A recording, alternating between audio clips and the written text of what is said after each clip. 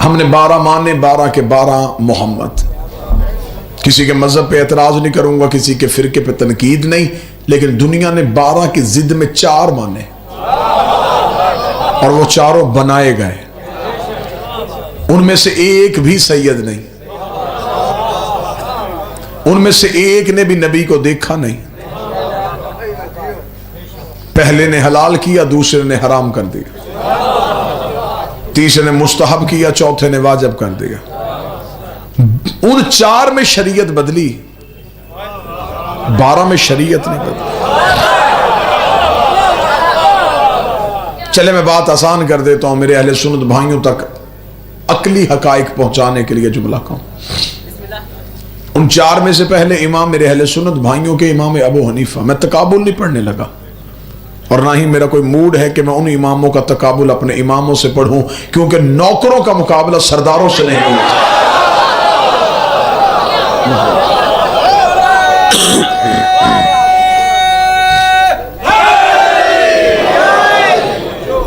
متوجہ ہیں بات کی جانب. بڑے اچھے، بڑے دھیمے لہجے میں، بڑی جامع انداز میں آپ کو مجلس سنانا چاہتا ہوں. پہلے امام ان کا نام ابو حنیفہ، نام ابو حنیفہ نہیں یا کنیت ابو حنیفہ ہے، نام ان کا نعمان بن ثابت تھا. حنیفہ ان کی بیٹی کا نام تھا. کوئی مسئلہ پوچھنے کے لیے آیا تھا، انہیں بتانے میں دیر ہو گئی تھی، پیچھے سے بیٹی نے جواب بتا دیا تھا، تو اس جواب کی وجہ سے بیٹی کے نام سے مشہور ہو گئے. نام ان کا نعمان بن ثابت ہے. ادھر امام ہے، میں نے بڑی عزت کے ساتھ ان کا نام لیا، میرے اہل سنت بھائیوں کے امام ہیں. میں سنی کتابوں سے ثابت کرنے کے لیے تیار ہوں. نعمان بن ثابت کہتے ہیں 2 سال میں جعفر صادق کی شاگردی نہ کرتا، جہالت کی موت مر جاتا.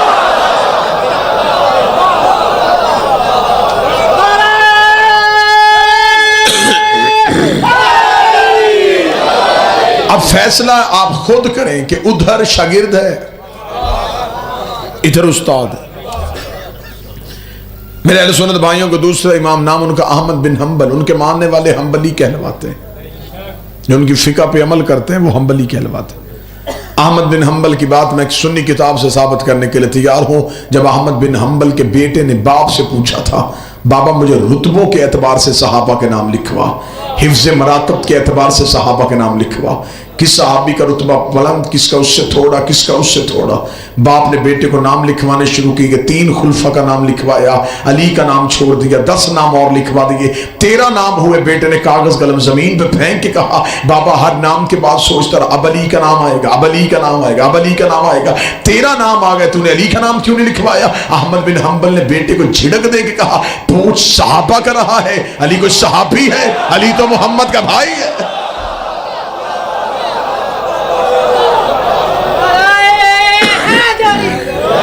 علی صحابی نہیں، علی مصطفیٰ کا بھائی ہے. اب دوسرے امام ہیں امام احمد بن حنبل. وہ علی کو کیا عقیدہ رکھ رہے ہیں علی کے بارے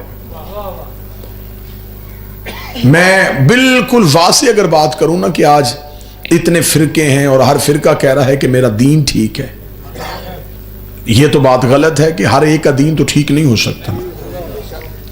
میں بات آسان کر دیتا ہوں. جو یہاں ہاتھ رکھ کے نماز پڑھتا ہے وہ بڑا مطمئن ہے، اور اس نے یہ نماز یہاں اپنے کہنے پہ اس نے ہاتھ نہیں رکھے، اپنے امام کے کہنے پہ رکھے.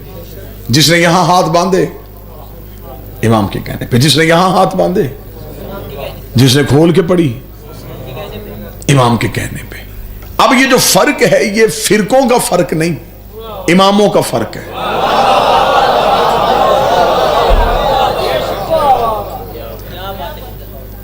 اچھا، یہ نماز وہ کام ہے جو دن میں نبی 5 دفعہ کرتے تھے اور چھپ کے نہیں کرتے تھے، ظاہراً لوگوں کے سامنے کرتے تھے. جو کام دن میں نبی نے 5 دفعہ کیا، امت کو ابھی تک وہ پتہ نہیں چلا کہ کیسے کرتے تھے. غدیر تو ایک دن آیا تھا،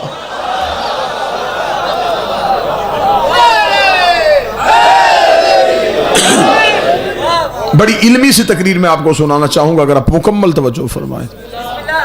آپ کن لوگوں سے علی ولی اللہ منوا رہے ہیں؟ جن کو ابھی تک نبی کی نماز کا طریقہ یاد نہیں ہے، جو کام دن میں 5 دفعہ پیغمبر نے کیا، امت ابھی تک وہ طے نہیں کر سکی کہ وہ کیسے کیا تھا۔ جو یہاں ہاتھ رکھ کے پڑھ رہا ہے وہ بڑا مطمئن ہے، اس سے پوچھو تو نے نبی دیکھا ہے؟ وہ کہتا نہیں۔ ہاتھ یہاں کیوں رکھے؟ وہ کہتا میرا امام کہتا نبی یہاں رکھتے تھے۔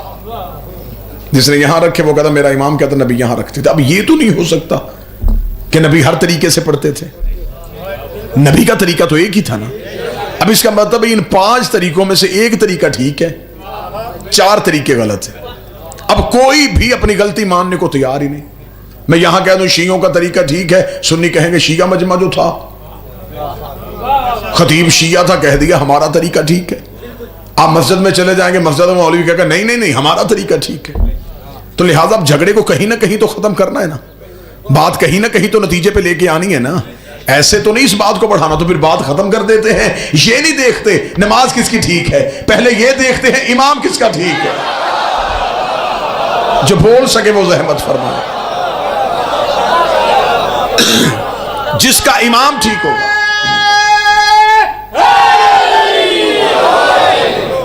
جس کا امام ٹھیک ہوگا اس کی نماز ٹھیک ہوگی۔ ایسی مجلس سن لیں گے نا جی آپ۔ اب ہم ہیں نبی کے 1500 سال بعد آنے والے لوگ، 1600 سال بعد آنے والے لوگ۔ اب ہم کیسے بتا سکتے ہیں کہ نبی عمل کیسے کرتے تھے؟ ہم نے تو نبی کو دیکھا نہیں۔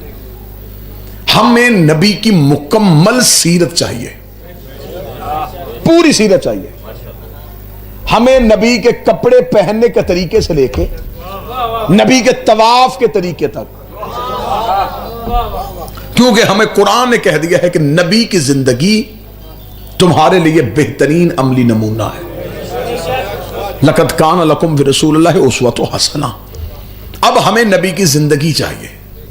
میں پوری باتیں ایسے پنچایت کی صورت میں کروں گا کہ یوں دودھ کا دودھ اور پانی کا پانی ہوتا جائے، جھوٹ کا جھوٹ اور سچ کا سچ ہوتا جائے۔ بس آپ نے توجہ رکھنی ہے، داد سے چھٹی، مجلس بڑے دھیمے لہجے میں آپ کو سنا رہا ہوں۔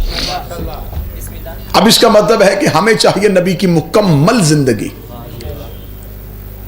اب یہ تو نہیں ہو سکتا کہ معاذ اللہ ثم معاذ اللہ نبی تھوڑی دیر کے لیے نبی ہوتے تھے۔ نبی تو ہر لمحے نبی تھے نا، سوتے تھے تو نبی تھے، جاگتے تھے تو نبی تھے۔ اب ہمیں چاہیے نبی کا سونے کا طریقہ بھی، دائیں کروٹ لیتے تھے، بائیں لیتے تھے، سیدھا لیٹتے تھے تاکہ ہم نبی کی سنت پہ عمل کریں۔ کپڑے کیسے پہنتے تھے، بات کیسے کرتے تھے، سنتے کیسے تھے، چلتے کیسے تھے۔ اب یہ ساری سیرت ہمیں نبی کی چاہیے۔ توجہ آپ میری طرف رکھیں گے سر۔ بیٹا یہ کیا کرنے لگے آپ؟ اچھا جلدی کرو، صلوات سارے حضرات مل کے بلند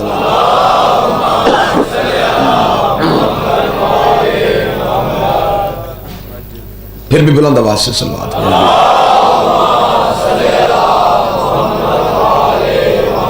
اب میرے بعد اس کو چلا دینا، اب بیٹھ جاؤ، توجہ ہے میری بات کی جانب۔ ہمیں چاہیے نبی کی مکمل سیرت۔ اب نبی کی مکمل سیرت لینے کے لیے نبی کے دور کے 3 ایسے طبقے ہیں جو ہمیں نبی کی زندگی کے بارے میں بتا سکتے ہیں۔ پہلے ہیں صحابہ اکرام رضوان اللہ علیہم اجمعین۔ اب تو کسی کو کوئی اعتراض نہیں نا، صحابہ اکرام رضوان اللہ علیہم اجمعین پہلے۔ دوسرا طبقہ ازواج مطہرات، تیسرے اہل بیت کرام۔ یہ 3 طبقے ہیں جنہوں نے نبی کو دیکھا ہے، یہ ہمیں نبی کی سیرت بتا سکتے ہیں۔ چلے پہلے سنی بھائیوں کی بات کرتے ہیں، اہل بیت کے دروازے پہ بعد میں آئیں گے۔ اگر ہم صحابہ سے نبی کی زندگی پوچھنے جائیں تو صحابہ ہمیں نبی کی وہی زندگی بتائیں گے جو گھر سے باہر تھی۔ بالکل مطمئن ہو گئے میں سنیے گا، لیکن نتیجے پہ ساتھ دینا آپ نے۔ صحابی گھر کے باہر نبی کے ساتھ ہے، لیکن جو ہی نبی دروازے پہ جاتے ہیں تو آگے آیت لٹکی ہوئی ہے، خبردار میرے نبی کے گھروں میں داخل نہ ہونا۔ صحابی ہمیں وہی سیرت دیں گے جو گھر سے باہر ہے۔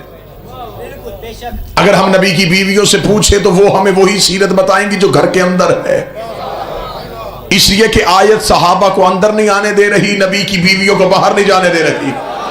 قرآن انہیں کہہ رہا ہے کہ باہر رک جاؤ، انہیں کہہ رہا ہے اے نبی کی بیویوں اپنے گھروں کے اندر بیٹھی رہو۔ اس کا مطلب ہے صحابی سیرت بتائے گا گھر کے باہر کی، بیویاں سیرت بتائیں گی گھر کے اندر کی۔ اب اہل بیت مجبوری بن گئی ہے، دین اہل بیت سے لینا پڑے گا۔ اس لیے نبی گھر میں ہوتے تھے یہ سینے پہ ہوتے تھے، نبی مسجد میں ہوتے تھے یہ پشت پہ ہوتے تھے۔ بسم اللہ۔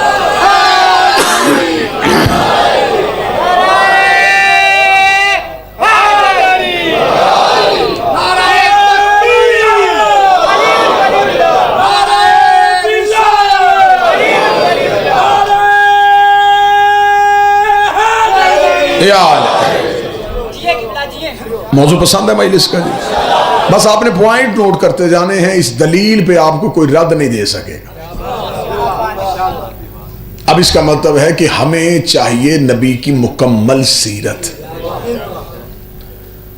اب اتنے طریقے ہیں، مسجدوں میں مسجد اللہ کی ہے لیکن باہر فرقے کا نام لکھا ہے، یہ حنفی ہے، یہ بریلویوں کی ہے، یہ دیوبندیوں کی ہے، یہ شیعوں کی ہے۔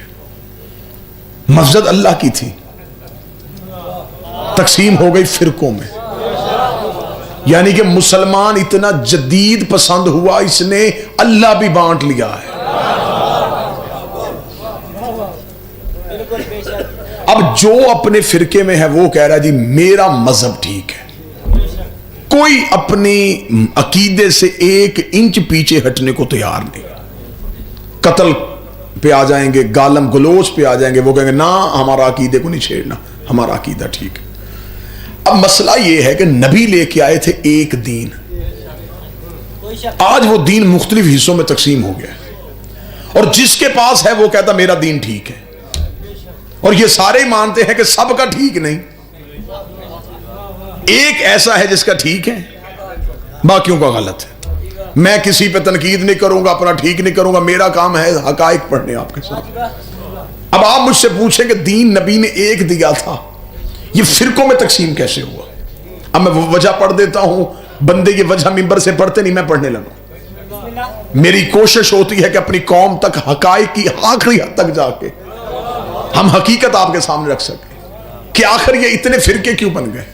میں اس سے پہلے ایک مثال دوں گا، مثال دی ہوئی بات بندوں کو ہمیشہ یاد رہتی ہے۔ میں مثال کا سہارا لے رہا ہوں تمہاری یادداشت میں بات کو محفوظ رکھنے کے لیے۔ میں آپ کے سامنے مجلس پڑھ رہا ہوں، 35-40 منٹ مجلس پڑھنے کے بعد میں اعلان کروں کہ جو میں نے پڑھا میرا مجمع مجھے سنائے۔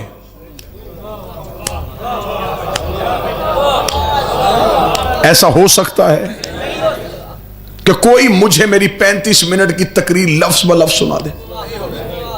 ایسا نہیں ہو سکتا۔ اب آپ نے میری مجلس سنی، مجلس ختم ہوئی، اب اپنے اپنے گلیوں، شہروں، دیہاتوں میں چلے گئے۔ آپ سے کسی نے پوچھا کل کہاں تھے؟ مجلس میں۔ وہاں کیا پڑھا گیا؟ اب آپ نے میری تقریر اپنے انداز سے سنائی۔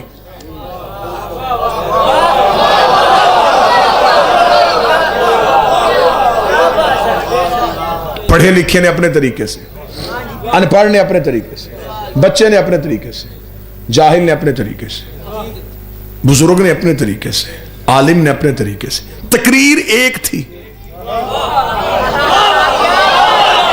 بادشاہ حسین عزت عطا فرمائے۔ یہ مختلف حصوں میں تقسیم کیوں ہو گئے؟ کیوں؟ جتنے راوی بدلتے گئے اتنی تقریر بدلتی گئی، کیونکہ آپ کو یاد ہی نہیں ہوئی تھی، آپ نے تو اپنے اپنے انداز سے سنانی تھی نا۔ تو پھر اب تکلیف نہ ہو کسی بندے کو تو بعد میں حقیقت کی کرنے لگا ہوں، رات کی تنہائی میں بستر پہ سوچے گا تو ضرور کہے گا جو شیعہ خطیب تھا بعد وہ سچی کر گیا۔ میری 35 منٹ کی تقریر اتنے پڑھے لکھے بندوں کو یاد نہیں ہو سکتی، نبی کی 23 سال کی تبلیغ چند دن پہلے بدھ چھوڑنے والے بندوں کو یاد کیسے ہو سکتی؟ وہ نبی کی سیرت کیسے بتا سکتے؟ اب جو نبی بول رہے ہوتے تھے وہ نبی کی ذاتی تقریر نہیں ہوتی تھی۔ خدا کہتا ہے یہ نہیں بولتا، میں بولتا ہوں۔ نبی تقریر ایک کرتے تھے، وہ اللہ کی زبان ہوتی تھی۔ لوگ سن کے اپنے اپنے علاقوں میں جا کے سناتے، تقریر میں فرق آ جاتا، اسی فرق سے فرقے بن گئے۔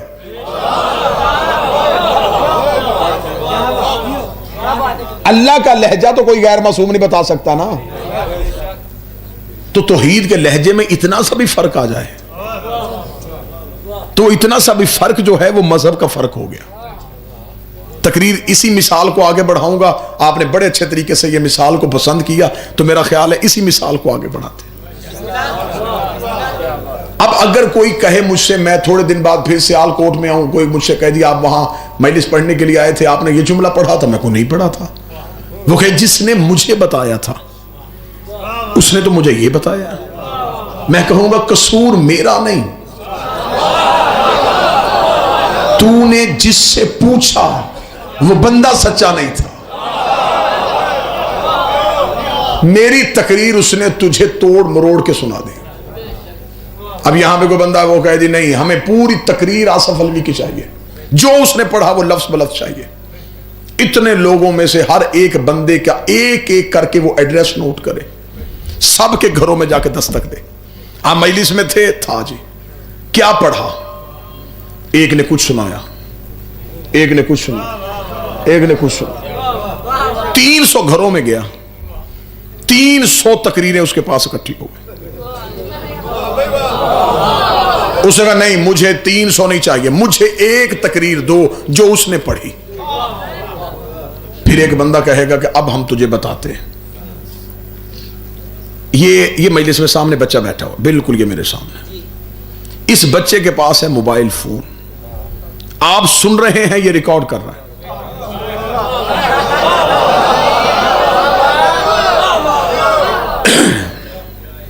اس بندے نے آگے کہا جی مجھے تقریر چاہیے، بندوں نے کہا تو ایک ایک دروازے پہ نہ جا، نہ اپنا وقت ضائع کر، نہ لوگوں کا ٹائم ضائع کر، ان میں سے کسی کو تقریر یاد نہیں۔ ایک بچہ وہاں بیٹھا ہوا تھا، بیٹھا بھی ممبر کے قریب تھا، اس کے پاس ایک ایسا آلہ تھا جو باتوں کو ریکارڈ کر رہا تھا۔ اب اس علاقے کے بوڑھے اسی بات پہ لڑ پڑے کہ وہ بوڑھوں کے ہوتے ہوئے بچے سے کیوں پوچھ رہے ہو؟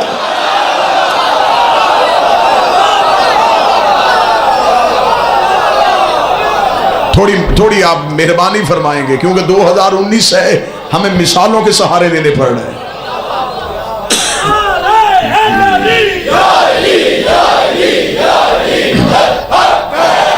اتنے بڑے بڑے بندے بیٹھے تھے اور یہ ان کے ہوتے ہوئے بچے سے پوچھ رہا ہے، تو وہ صاحب عقل انہیں سمجھائے گا بابا جی اس میں ناراض ہونے والی بات نہیں، آپ کے حافظے میں تو بات ہی نہیں ہے۔ اس بچے کے پاس ایک ایسا آلہ تھا جو باتوں کو محفوظ کر رہا تھا۔